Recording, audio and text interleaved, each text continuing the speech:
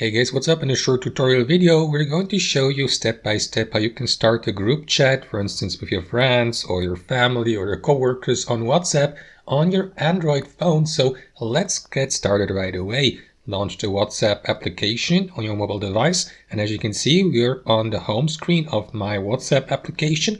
So you may start a group chat by simply tapping on Start a Group Chat here at the top. Alternatively, guys, if you don't see that banner here at the top, Start a Group Chat, simply tap on these three dots in the top right corner and select a new group. It's going to lead you to the same menu on the next page. In the next step, WhatsApp will then ask you to add some of your contacts to your newly created group. So let me add that contact here for demonstration purposes.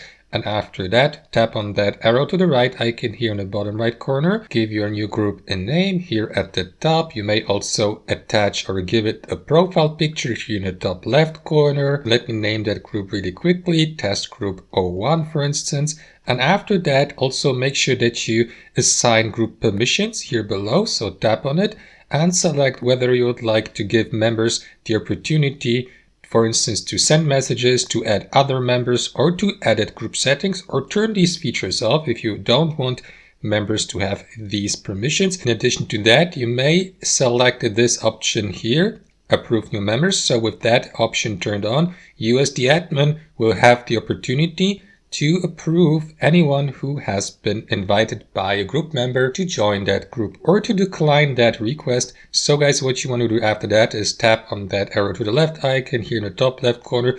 And once your group has been set up, confirm the setup by tapping on that check mark icon in the bottom right corner. And that is going to create your group so that you may instantaneously get started with a group conversation by typing in your message. Your group members will then be notified on their phones of the invitation to the group and also see your sent messages and messages sent by other group members here in that group. And that's basically it. That's how you create a group chat on WhatsApp. Thanks for watching and have a wonderful day.